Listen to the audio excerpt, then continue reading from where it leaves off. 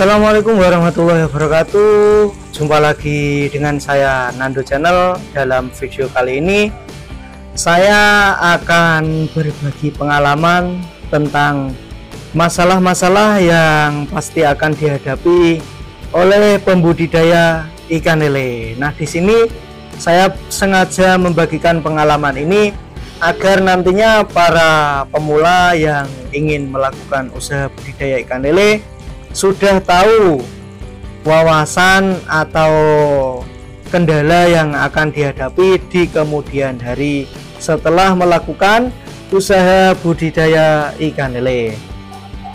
Nah, apa saja masalah-masalah pasti yang akan dihadapi oleh pembudidaya ikan lele? Yang pertama tentang penyakit ikan lele. Nah, di sini kita pelihara hewan hidup, nantinya kita tidak meminta ya, namun pasti ini setiap pembudidaya pasti mengalami ikan lelenya pernah terkena penyakit. Jadi kita pertama harus tahu, harus mau belajar bagaimana mengendalikan penyakit tersebut, mencegah penyakit tersebut, atau mengobati atau mengatasi penyakit yang akan dialami ikan lele. Nah, penyakit ikan lele itu banyak macamnya, seperti penyakit kembung, jamur, moncong putih, sirip merah, penyakit kuning, aeromonas, dan ekor busuk, serta penyakit lainnya. Jadi setiap penyakit beda penanganan, beda obatnya. Nah, yang kedua untuk masalah yang akan dihadapi yaitu manajemen keuangan. Nah, biasanya untuk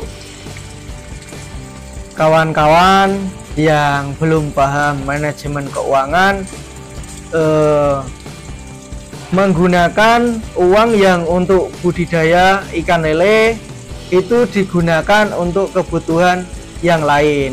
Nah, jadi jika kita budidaya ikan lele sedikit, kita harus tahu berapa keuntungan kita, berapa modal kita yang akan dibuat perputaran. Jadi yang boleh kita ambil ya yang keuntungannya itu untuk menambah atau mencukupi kebutuhan. Jadi modalnya harus didiamkan atau disisihkan untuk perputaran selanjutnya. Jadi untuk yang budidayanya sedikit, untuk usaha ini yaitu untuk usaha tambahan, bukan untuk usaha utama. Jadi kita juga harus kerja atau mencari rezeki dari yang lain untuk mencukupi kebutuhan kita sendiri.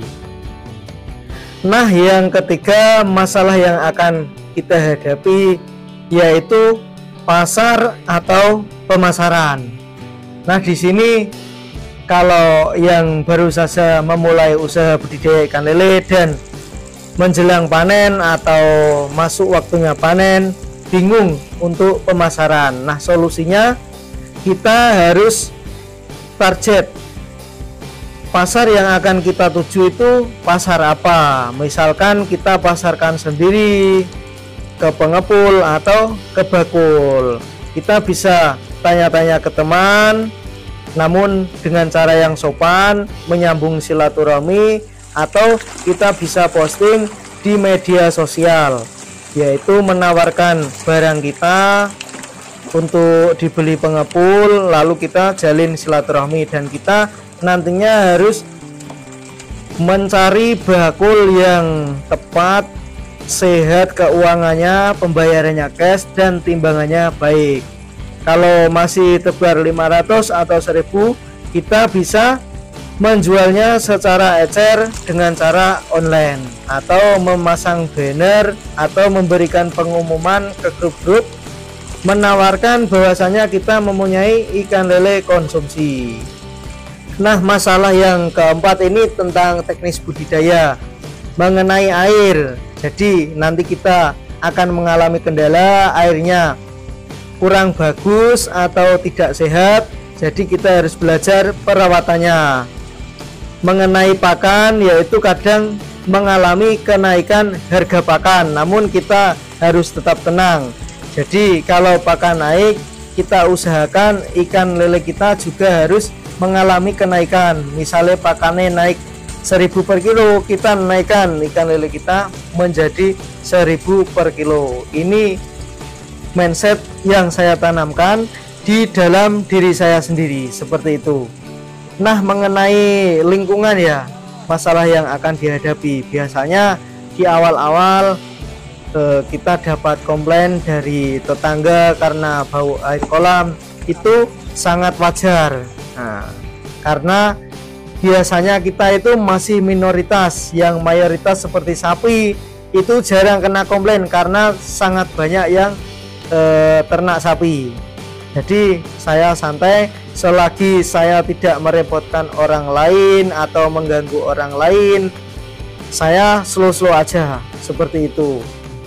Namun kita juga sebisa mungkin, seminim mungkin mengganggu orang lain. Ya, dari bau tadi, kita bagaimana agar air kolam kita tidak bau. Jadi saya lakukan perawatan ekstra dan membuang air tersebut di tanah kita sendiri. Nah, seperti itu. Nah, itu untuk pengalaman yang saya alami, saya bagikan untuk kawan-kawan. Semoga nantinya konten ini bisa bermanfaat. Jangan lupa dukung channel ini jika video ini bermanfaat ya, dengan cara like, komen, dan subscribe. Sekian konten kali ini. Assalamualaikum warahmatullahi wabarakatuh.